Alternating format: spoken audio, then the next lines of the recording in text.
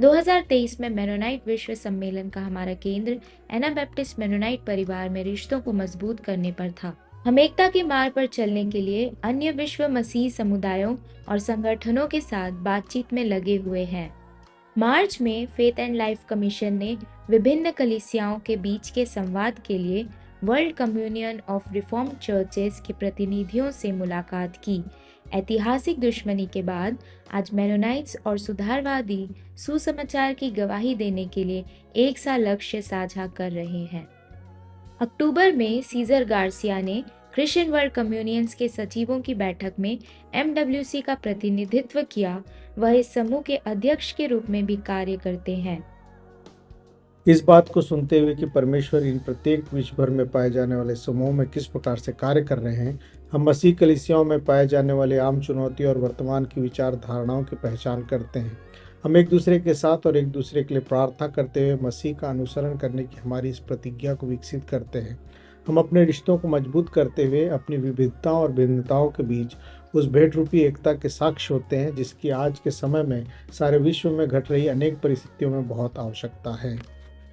हमने faith and life commission की एक अध्ययन मार्गदर्शिका growing in faithfulness living out over baptism को प्रकाशित किया। यह मार्गदर्शिका कलीसियाओं में बपतिस्मा के ज्ञान को और बढ़ाने में तथा हमारे वैश्विक परिवार में पाए जाने वाली विभिन्न प्रथाओं की विविधताओं के बारे में जानने के लिए सहायक है। 3 वर्षों से एमडब्ल्यूसी का deacons commission world vision international के द्वारा संचालित विश्व भर में भूख की समस्या के लिए प्रार्थना करने तथा इस समस्या का हल निकालने के लिए 14 अन्य मसीही संगठनों के साथ जुड़कर कार्य कर रहा है।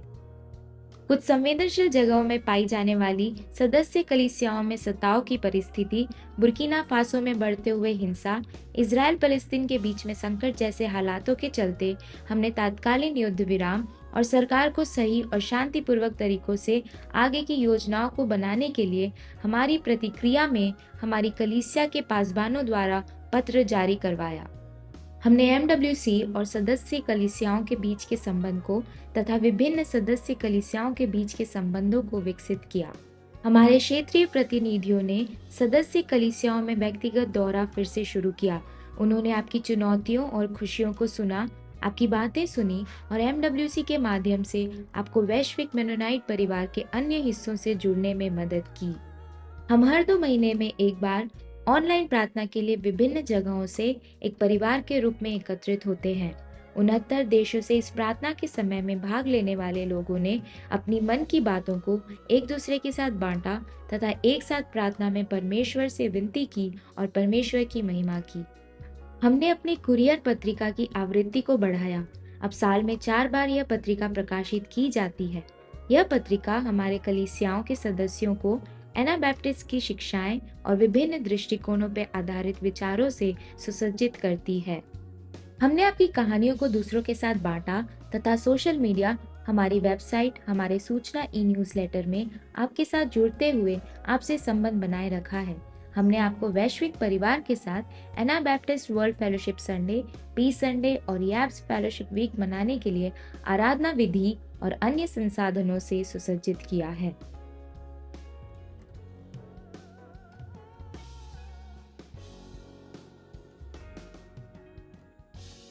इन प्रश्नों के उत्तर के लिए हमने एक नए विवरणक के साथ अपने लक्ष्य को सुदृढ़ किया है। यीशु का अनुसरण करते हुए, एकता के साथ जीवन व्यतीत करते हुए शांति का निर्माण। एमडब्ल्यूसी के अगुओं ने हमारी सदस्य कलीसियाओं को सांस्कृतिक और राष्ट्रीय सीमाओं को पार करते हुए एक परिवार के रूप में जुड़ने के लिए संसाधन प्रदान किया। मार्च में क्षेत्रीय प्रतिनिधियों और एक कार्यकारी समिति के सदस्यों ने एबट्सफोर्ड कनाडा में नवीनीकरण 2023 की अंतर सांस्कृतिक आराधना सभा के पश्चात ब्रिटिश कोलंबिया में 32 स्थानीय मंडलियों में बातें की। इस वर्ष की एक और उल्लेखनीय बात, नेव्सविले मेनोनाइट के आराधना संचालक रिचर्ड एलन ने पेंसिल्वेनिया से युगांडा की यात्रा की। असेंबली इंटरनेशनल के इस प्रिय सदस्य ने मेनोनाइट कलीसियाओं में पाए जाने वाले अनेक संगीत समूहों को एक दूसरे के साथ मिलकर गीतों को सीखने की योजना बनाई। टीकन्स कमीशन की सचिव इथियोपिया की टिगिस टेस्फाय ने अखिल भारतीय मेनोनाइट सम्मेलन में प्रभु के वचन को बांटा एवं उन्होंने कई स्थानीय कलीसियाओं का दौरा भी किया। हमने सहयोगपूर्ण समूहों में एक साथ मिलकर एक दूसरे से सीखने और एक दूसरे के साथ अपने विचारों को बांटने के माध्यम से अपनी सेवा, शिक्षा, लक्ष्य और शांति के कार्यों को नवीनीकृत किया। वर्जीनिया, यूएसए में तीसरे global Mennonite peace building festival के समय में होने वाली एमडब्ल्यूसी की बैठक ने वर्तमान में पाए जाने वाले एवं भविष्य में आने वाले उभरते हुए संघों को एक साथ मिलाया। शांति, शिक्षा, सेवा और मिशन ने एक साथ संगति की और भविष्य में अपनी अपनी भूमिकाओं के बारे में सोच विचार किया। क्रिएशन केयर टास्क फोर्स ने हमारी कलीसियाओं को यह सीखने में मदद की कि हम हमारी इस सृष्टि के बेहतर प्रबंधक कैसे बने। हमने एनाबैप्टिस्ट क्लाइमेट कोलैबोरेटिव के साथ मिलकर वेबिनार की एक श्रृंखला तैयार किया जिसे क्लाइमेट पॉलिनेटर्स कहा जाता है। इसमें हमने जलवायु परिवर्तन दुनिया के प्रत्येक क्षेत्रों को किस तरह से प्रभावित कर रहा है और एनाबैप्टिस्ट मेनोनाइट परिवार आशा के साथ किस तरह से कार्य कर रहा है, इन विषयों में अपने विचारों को एक दूसरे के साथ बांटा और उन्होंने जीवाश्म ईंधन अप्रसार संधि के लिए अंतरधार्मिक आह्वान का समर्थन किया।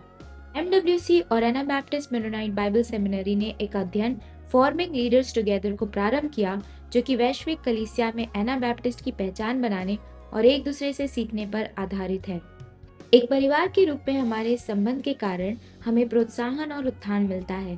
यह सब कुछ उन लोगों के बिना असंभव है जो हमारे इन कार्यों पर, जिसे हम अपने वैश्विक परिवार को और भी ज्यादा मजबूत करने के लिए करते हैं, उन कार्यों पर विश्वास करते हुए अपने हाथों को बढ़ाकर हमें दान देते हैं। हम एमडब्ल्यूसी और हमारे वैश्विक परिवार के सभी लोगों को धन्यवाद देते हैं जो हमारे लिए प्रार्थना करते हैं और हमारा समर्थन कर रहे हैं। हमें यह जानकर अच्छा लगता है कि लोग हमें याद रखते हैं और जिस प्रकार आप लोगों ने हमें आशीष दिया है उसी प्रकार परमेश्वर आप सबों को बहुतायत से आशीषित करे।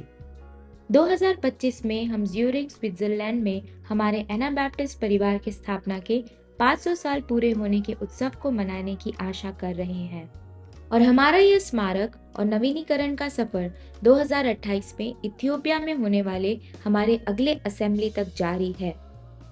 इससे जुड़ी और अधिक जानकारी आपको हमारी वेबसाइट और MWC इन्फो पे उपलब्ध की जाएगी।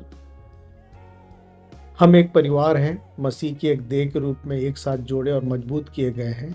अपने आनंद और दुख के पलों को एक साथ बांटते हुए हम एक साथ यीशु का अनुसरण कर रहे हैं, एकता में जी रहे हैं और शांति का निर्माण कर रहे हैं।